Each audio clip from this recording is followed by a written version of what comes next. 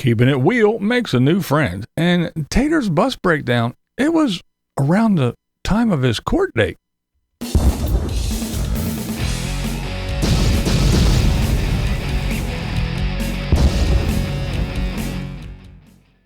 All right, I have an appointment today with the accountant. That's right, I have an accountant. I use an accountant for taxes. But anyway, I have an appointment today, so we're kind of going to rush through this one. If I get it recorded, I might edit it and put it out after. But if we have time, we shall see. So some things might happen after you see this that, I didn't cover because, again, I got shit to do. But let's jump into it. Let's start with Bunny. BunnyPlayHere. That's right. She is still doing the bus thing. And she goes over what she's going to be using for power. And she's a jackery girl. She talks about the jackeries and other things. And also not just the big power banks. She talks about the little ones too. The stuff that you, little power blocks you can charge your phone and do other kind of little things with. Just, the little guys. She talks about that and other shit. Let's see, what else was she talking about? There was this was, I guess, back when the big ice storm was in Texas. So after that, she's inside. She's got everything put away, and food and canned goods and her bedding and all that good stuff, and figuring out where she can put her cameras and stuff for recording and all that stuff. So she pretty much got everything in the shuttle bus. It might not be put away, but it's in there. All right, let's move on real quick to Matty Van Halen. He's getting ready to hook on up and leave, and he's going to work. That's right. He said he's got a job, something that he's done before, but Matty is going to go get a job and work. He just put out a whole bunch of money for not just the casita, but he had to get that transmission fixed and all other stuff. So, I guess he needs some cash, so he's going to go to work. I guess I will keep you updated once I find out where he's at, where he's working, and what he's doing and all that. Well, I'll let you know.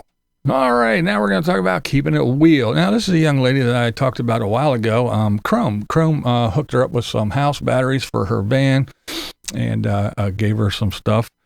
For you who say, he never passes anything on you. Well, anyway, he took care of her and gave her some house batteries. But I've been following her. Very cool young lady. She is wheelchair bound, but a single solo female traveler, and she goes all over the place. She was camping in the desert. She was at a spot, and there was a kind of a strange guy. Wasn't real bad. It was just one of those trust your gut things. So she left. She went to Bombay Beach, and that's the one down there by the Salton Sea. It wasn't the best. There was some shady characters. Nobody was around, and there was like one car with the windows busted out and all kinds of stuff. It just wasn't her scene, so she went to another spot, and it was sketchy. And then she found a spot that was for $10 a night, so she stayed there, and she met a deaf girl. A deaf girl came over and did some things on the phone, so that's how they were communicating through the phone. But she made a new friend, a deaf girl, and they hung out, did things, and you can see there that's how they communicated through phone things. They just typed stuff to each other, which was pretty cool. And then the deaf girl was talking about it was nice to find someone else with a disability, and she even talked about having an invisible disability, which is something I'm familiar with. You have people, they're deaf, they can't hear. They're walking around and they're just fine, right? There's nothing wrong with you. There's nothing wrong with you at all. There's nothing physical. Unless somebody sees someone in a wheelchair or missing a limb or, whatever, they don't believe anything because it's one of those invisible disabilities. And unless I'm walking around tapping a cane, everybody's, and even sometimes my friends forget that I can't see shit. And, so I am familiar with the invisible disabilities. Whether you like it or whatever, that's on you, I guess. All right, let's move on to Tater, shall we? All right, we have the Tater tot. And I don't know, a lot's going on, but nothing's going on all at the same time. So he did go back to what he usually does, and that is he did the quirky. Yeah, went around to different quirky things, Muffler Man and all that other stuff, and he bought magnets and patches and all that good stuff. And him and Diana went around and, of course, ate too much bad food and had adult beverages. But the biggest thing to me was that he said the cats were in a safe place. I think the exact words he used was they were in temporary accommodations. But even though the cats were in a safe place and they were nowhere around, he was still covered in cat hair. So no cats, but still plenty of cat hair for some reason. And now let's talk about the bus, and let's talk about the breakdown. See, the bus broke down in the Mesa Phoenix area, right? He said that, and then because it was close enough for his buddy Paul to go look at. Remember, Paul's the guy that lived by Felix and all that other stuff, and worked. I think he's the same one that worked on the slide on the Bigfoot and all that other stuff. So Paul came out and looked at the bus because it was close enough to that area. Even had our good friend Paul. He was down in Phoenix. He got off work, came down here, and took a look at a couple things, and basically said, I don't think that's what's going on here. I don't think it's as bad. He was smiling. So they were doing that. That's the bus thing and all that good stuff. Okay, right? So we have Tater in the Phoenix area, or close enough for Paul to go look at it when the bus broke down. All right. Now, in his latest video, his little Mickey watch, it's kind of hard to see. This is someone, a viewer, a subscriber, sent me this and said, hey, look, here's the date of when Tater was there. So you know who you are. Thank you. And so it says, it's really hard to see. It says February. It either says Thursday, February the 12th, or Tuesday, February the 17th. It's hard to make out. But here's why I'm trying to figure this out, is because if it says February the 12th, that means he drove down, the bus broke down, okay, in around Phoenix, and then he drove to Joshua Tree, which is 4.5 hours away from Phoenix, and was walking around on February the 12th, and then drove 4.5 hours back to court on the 13th. I don't know. That doesn't make sense, but if that's what the watch says. But again, it was hard to see. So it could have said Tuesday, February the 17th. Here's the picture. You can see it. So you decide for yourself what you think it says. It's very hard to see and to decipher his little Mickey watch. But that's when he's pointing at that, the Crown bus thing that he was talking about there. And that was definitely in the video in, Joshua Tree, where he was.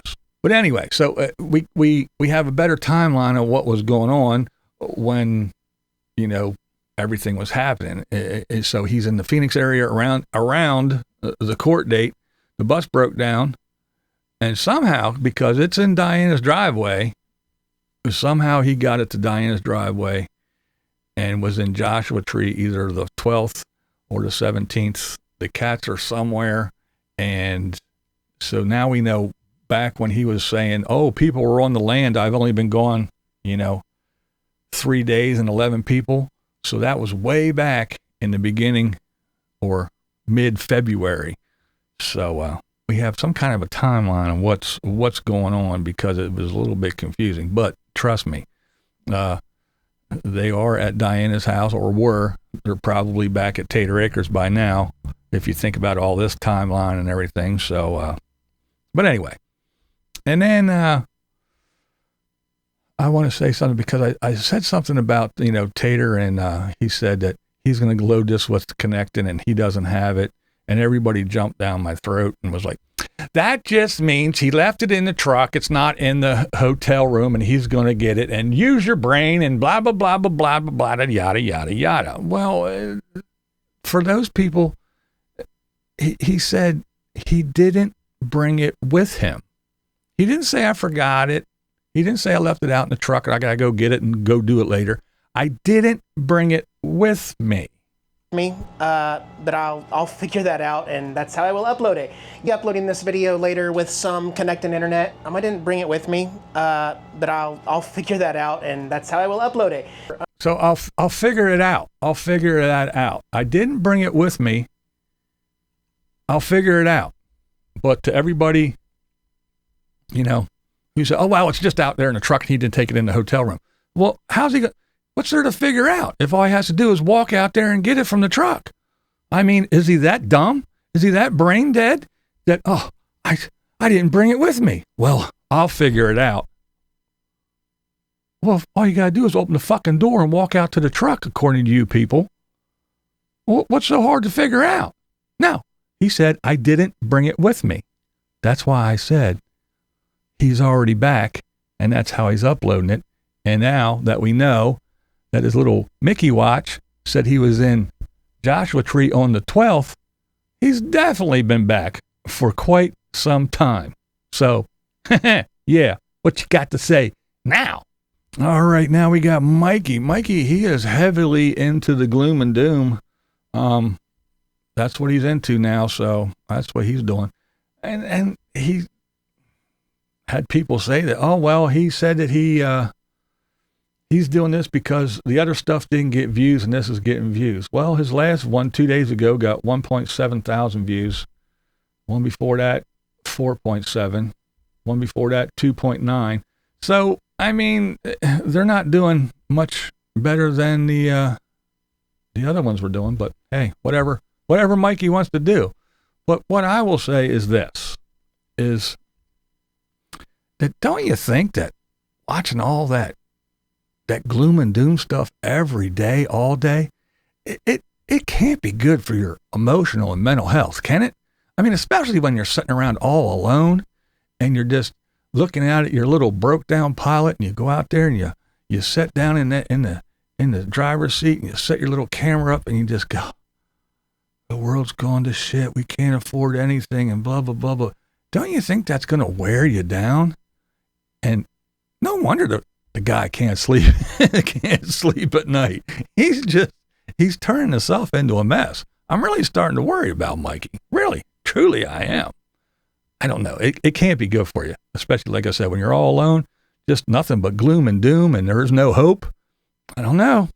Doesn't sound good to me. All right. Well, enough of that.